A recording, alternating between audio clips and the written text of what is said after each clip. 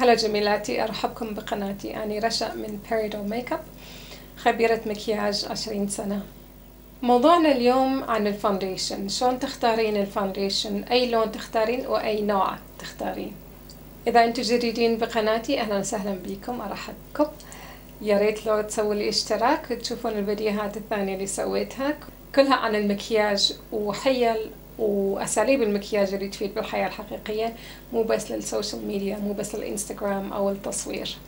فيا ريت لو تشاركوني، تسووا لي لايك، وإذا عندكم أي سؤال أو تعليق يا ريت لو تعرفوا لي إياه جوا، وأنا دائما أجاوبكم. السوق صاير مليان مكياج ويا ماركات كلش هواية طالعة بخلال 10 سنين الفاتت بسبب السوشيال ميديا. صار عنده popularity كلش كبير، فالناس صاروا يهتمون بالمكياج أكثر. الناس يحاولون يسوون المكياج بطريقة يشوفوها بالسوشيال ميديا، وأكو هواية ميك اب ارتست معروفين صايرين اشتهروا عن طريق السوشيال ميديا، واكو ميك اب ارتست هواية بروفيشنالز يشتغلون كميك اب ارتست صارلهم فترة كلش كبيرة ومعروفين بعالم المكياج، بس ما معروفين بالسوشيال ميديا.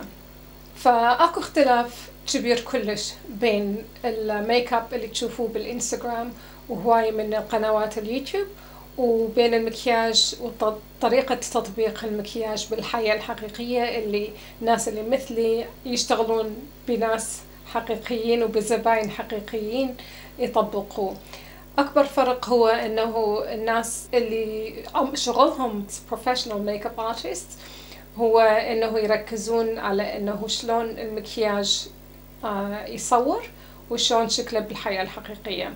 وصح اكو فرق بين التصوير، بين ميك اب مال التصوير وبين المكياج بالحياة الحقيقية. مثلا العروس تحتاج مكياجها يكون مثالي للتصوير وللحياة الحقيقية.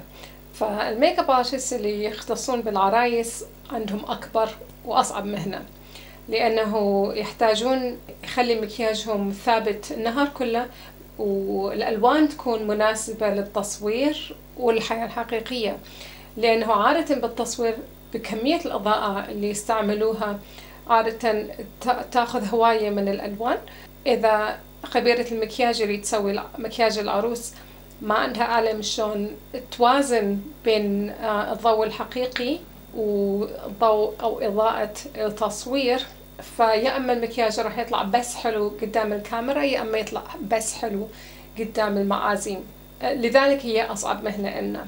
بينما الميك اب ارتست اللي مختصين بس للتصوير مثلا راح يركزون انه شلون المكياج شكله راح يبين ويا كل هالتصوير. معناته راح يستعملون الوان اغمق، يعني مثلا الفاونديشن اللي راح يستعملوه لازم يكون أغمق حتى الموديل ما يطلع أو ما تطلع لونها بيل شاحب، فيحتاجون يعرفون لأي درجة يصعدون بلون الفاونديشن يكون أغمق.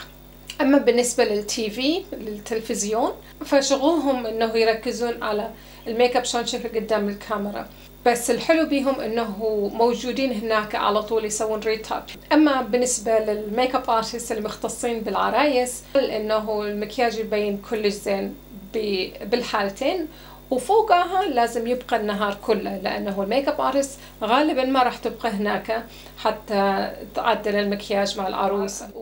انطيتكم ملخص عن الفرق بين الميك اب ارتست وشلون يختارون الفاونديشن. زين هسه نجي على الأشخاص. شلون تختارين يا نوع فاونديشن؟ قبل ما تروحين للسوق لازم تتعرفين على بشرتك، تعرفين بشرتك شنو نوعها.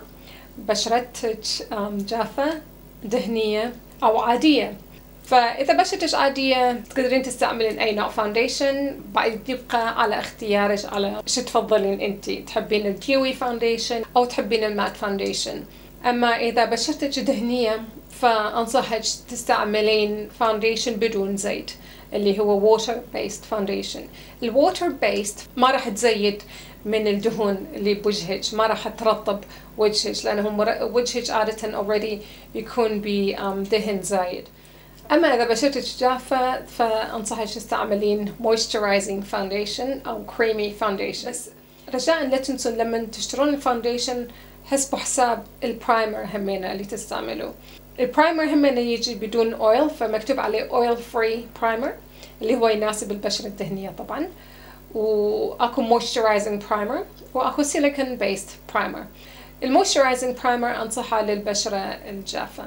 السيليكون بيست برايمر شخصيا هذا المفضل عندي، لانه احسه يفيد البشرة الدهنية والجافة والعادية وهم من الكبار بالعمر، لانه السيليكون يمثل كأنه يوقف على طبقة فوق البشرة، حتى كأنه يحاول يسد المسامات الموجودة، يحب يسد التجاعيد أو الخطوط، وبالنسبة للبشرة الجافة ما ينشفها بالزايد. تبقى الطبقة كأنه حريرية على البشرة، فيقعد المكياج مش ما تحطين عليه أي نوع الفاونديشن اللي تستعمليه راح يقعد عليها حلو. فضروري لما تشترون الفاونديشن رجاء تأكدوا إنه البرايمر اللي عندكم إياه يناسب بشرتكم. إذا واحد يستعمل نوع البرايمر الغلط ويا نوع الفاونديشن الغلط ممكن يخلي الفاونديشن ما يقعد بشكل حلو، وهمينه يسوي كأنه كيكي، فما تحسين إنه الفاونديشن دا يدخل بين المسامات، ما دا يقعد حلو على البشرة. أشكال الفاونديشن تجي بكريمي يعني سائلة، أو الواكس بيست فاونديشنز اللي هو عادة يجي بالستيك، وبعدين أكو الووتر بيست اللي هو بالبامب. الواكس بيست أصعب شيء واحد يستعمله، ليش؟ لأنه حسب الماركة طبعا، بس قسم منهم يكون الواكس مالته كلش ثخين وصعب يلين، فيحتاج الواكس يتحمى. فأحسن طريقة تسووها هو أنه تخلوه على ظهر إيدكم، وبعدين تجون بالبرش وتاخذون الفاونديشن من ظهر ايدكم بين ما تحموها وتخلوه على البشرة. هاي اسهل طريقة، لانه يحتاج يحتاج يحمى. اذا رأسا تخلوه على الوجه ايش راح يصير؟ راح تجرون كلش هواية، لانه ما لحق يحمى على البشرة. الشمع يحتاج يحمى، اوكي؟ اذا ما يحمى راح يصير كلش صعب تتعاملين وياه. نحاول نقلل تفريك البشرة ايش قد ما نقدر حتى ما نسبب تجاعيد، بس مع الاسف هم انا اشوف هواية بالانستغرام وبالسوشيال ميديا بشكل عام يسووها هاي الطريقة، يخلوها اول شي اللي جوا على اساس الوبر مال الوجه ما يبين اذا يخلوه اللي جوا، بس فوقها هم يجون بالبرش وهم يخلون الفاونديشن هيجي. اللي يصير انه مرتين دا يسحبون الجلد، بس مو بس هيجي، بعدين يشتكون شوف ايش قد ما احب استعمل البرشة للفاونديشن لانه يعوف ستريكس، يعوف علامات. بس هو اصلا واحد ما يستعمل الفاونديشن هيجي. اذا تستعملين هيجي برش تستعملي بالضغط، اوكي؟ يا اما تستعملي بدوائر كلش خفيفة بحيث البشرة يا دوب تتحرك. اذا واحد يطبق الاستعمال الصح مال البرش ينطي فينش كلش حلو. بعدين اكو هم فاونديشن باليتس اللي هيجي. رجاء اذا انتم مو ميك اب ارتست لا تضيعون فلوسكم عليها، لانه يقول ليش لا استعمليها اشتريها لانه تقدرين تستعمليها ك هايلايتر وكونتور. زين اوكي، راح تستعملين لونين للكونتور، لونين للفاونديشن، ولون او لونين للهايلايت، وبقيه ايش راح تسوين بيه؟ هاي الباليتس كلها للميك اب ارتست، اوكي؟ انا ليش قلت لونين لكل شيء؟ لانه بشرتنا عاده تسمر بالصيف وترجع تبيض بالشتاء، فشي طبيعي انه ناس تكون عندهم لونين فاونديشن، لون للصيف ولون للشتاء. وبعدين اكو النوع اللي واحد ما يحكي به هوايه بس هو اكشلي مفيد كلش، اللي هو البريست باودر. البريست باودر صاير شويه اولد فاشند يعتبروه، بس له فائده كلش حلوه. البريست باودر يفيد اللي بشرتها كلش دهنيه، اللي بشرتها دهنيه وما تتحمل تستعمل الووتر بيست فاونديشن، انصح كلش تستعملون هذا الباودر، لانه التغطيه مالته ميديوم تو فول كفرج. تقدرين تستعمليه بمي او هذا الخليط اللي حكيت لكم به بالفيديو السابق، فرجاء نشوفوا هذاك الفيديو. اذا تستعملوه ويا هذاك الخليط راح يبين مور فول كفرج، ينطي تغطية كلش حلوة. بس الحلو بيهمنا اللي عندها مسامات، سواء اذا بشرتك جافة عادية او دهنية او حتى ماتشور، اللي عندها مسامات مفتوحة، إذا تخليها اوكي تسوين باودر باف تخليه، بعدين تخليه بالأماكن اللي عندك مسامات كبيرة تضغطيها عليها يسدها سد ما أحلى كلش. بس هسه نجي على المهم اللي هو شلون تختارين اللون. احنا وجهنا عادة مو لون واحد. ما أتصور بحياتي شفت شخص عنده لون واحد بالوجه كله. همنا هاي تعتمد همنا على الباك جراوند مالتهم، على الاثنيسيتي شو تسموها، على أصلهم. مثلا احنا العرب نكون عندنا هاي المنطقة شوية غامقة، فعادي انه لون بشرتنا تختلف من منطقة عن الوجه عن منطقة ثانية بالوجه. وهمنا فرق بين الركبة والوجه. أتمنى الكل يستعمل سان سكرين هسه، رجاء يعني وين ما كنتوا حتى لو قاعدين بالبيت استعملوا سان سكرين على طول. يعني مثل ما قلت أنا بالفيديوهات السابقة، أشعة الشمس تدخل بين الشبابيك وممكن تسبب premature aging، بس لا سمح الله بحالات الأقوى ممكن تسبب أمراض الجلدية. فشون تختارين الفاونديشن؟ أو أكبر نصيحة أريد أعطيكم إياها هي إنه تباعون على وجهكم بطريقة واقعية. اوكي، لا تحاولون تقشمرون روحكم اني اريد اسوي روحي سمراء اكثر او اني اريد اسوي روحي بيضة اكثر، فراح استعمل فاونديشن لون غلط، لانه هذا راح ينطي نتيجة سلبية. حتى هنا باستراليا اشوف ناس يحاولون يحطون فاونديشن لون اغمق لانه يحاولون يسمرون روحهم، بعدين اكو فئة من اسيا يريدون يبيضون روحهم مش قد ما ممكن، فيقولوا لي رشا رجاء تسوي لي بيضة لا تسويني سمراء. فجوابي دائما لهم حبيبتي اذا تحبيني اسوي لك ابيض بشرتك معناته لازم ابيض كل جلدك اللي راح يظهر، بس ما راح استعمل فاونديشن لونه افتح لانه ليش راح يصير لونها رمادي عبالك. اوكي، فاشرح لها الوضع، اشرح لها لازم حبيبتي بالاول اسوي لك كولر كوركتنج لكل وجه، فمعناته راح حسب لون بشرتها طبعا راح احتاج استعمل لون برتقالي مثل هذا، او اذا هي سمراء اكثر نوع من الجوزي الباليت مالته هناك، حتى اغطي كل وجهها الاول، كل رقبتها، كل صدرها، ظهرها وجتافها اذا لابسه فستان مفتوح، فبعدين يلا اقدر اسوي الالوان تدرجات الالوان، فوقت كل شويه راح يستغرق انه ممكن اطلعها تبين مو هالقد سمراء باستعمال اساليب كلش بسيطه. اذا تحبون تعرفون عنها فرجاء عرفوا لي تعليق وان شاء الله اسوي لكم اياها فيديو. بس مال اجي اخلي فاونديشن لونه فاتح على رقبتها على صدرها على وجهها هيجي مره واحده نوعي، لانه راح يطلع لونها كلش كانه فاره. بعدين اكو ناس يحبون يسمرون روحهم، فاحسن شيء واحد اذا يحب يسمر روحه يستعمل برونزر. اوكي ما بيها شيء اذا طلعين عن لون بشرتك الحقيقيه درجتين ماكسيمم اوكي، بس ما ترحين درجات كلش هوايه حتى تبينين روحك سمراء كلش، لانه فعلا راح يطلع لون مو طبيعي ابدا، راح يطلع مبين. هسه قلنا اكو تعددات الالوان بالوجه وبالرقبه، شلون راح تختارين اللون المناسب الك؟ نصيحتي لكم اتباعون على رقبتكم اذا انتم محجبات.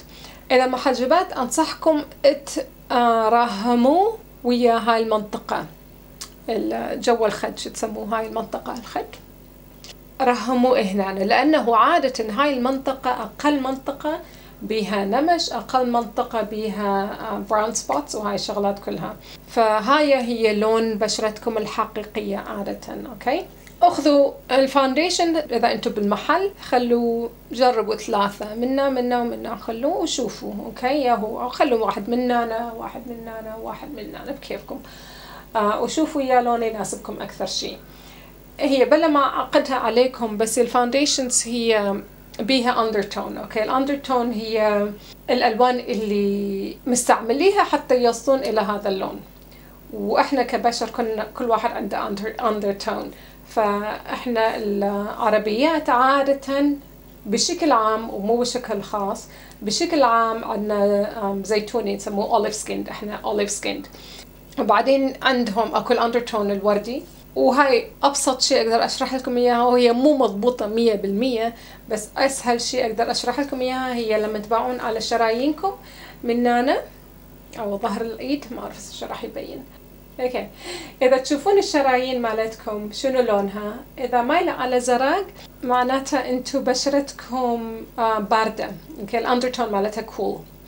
اما اذا الخطوط الشرايين تبين خضراء فانتو وورم يعني اندرتون مالتكم، اوكي. واذا لا هيجي ولا هيجي بس مبينه لونها بنفسجي فانت الاندرتون مالتك يلو، فممكن تستعملين الفاونديشنز اللي بيها يلو اندرتونز او حتى الورم تونز ويا الكول تونز، بس اجين لازم يكون يناسب لون بشرتك. إذا لقيتي فاونديشن عجبك اللون مالته تتصورين إنه هذا اللون المناسب له، قبل ما تشتريه رجاءً اطلعي من المحل، لأنه المحل الإضاءة مالته كلش artificial، الألوان ما راح تبين حقيقية، فأنصحك تطلعين من المحل. إذا تقدرين تطلعين عند الشارع اطلعي بالشارع عند الضوء الحقيقي الطبيعي، أو إذا أنت بشوبينج مول فطلعي من هذا المحل، روحي على يعني على الكوريدور او اي مكان ثاني وبايت، اخذي لك مرايه او صوري، اذا الموبايل مالتك كاميرته زينه صوري وشوفي، خلي صديقاتك يشوفون شنو يا لون يناسبك اكثر شيء، لانه احتمال كبير تشوفين اللون اللي عجبك بالمحل لونه كلش غلط لما تطلعين من المحل. اذا عندك استطاعه تسالين اللي يشتغلون بالمحل رجاء لا تساليهم، تريدين واحد يناسب الاندرتون مالتك، وهم المفروض يكونوا متدربين على هذا الشيء طبعا. فنفس الشيء لما تختارين الكونسيلر هم انتبهي انه يكون الاندرتون مالته صح، لانه هم اكو كونسيلر يجي على اللون الوردي واكو كونسيلر يجي على اللون الاصفر. طريقة استعمال الفاونديشن، نقدر نستعمل البرش، نقدر نستعمل البيوتي بلندر، نقدر نستعمل أصابعنا. قسم الفاونديشنز اكشلي تقعد أحلى بهواية ويا الأصابع، مثلا الكرايولن الفيتا كولر اللي كلش أحبه، هذا من نوع الكريمي فاونديشن بس تخطيطه فظيعة تخبل، يعني لما نستعمل هذا الفاونديشن ما أحتاج أخلي كولر كوركتور أتول، يعني حتى جوا العيون ما أخلي كولر كوركتور، أخلي رأسا وبعدين أخلي الهايلايت شوية.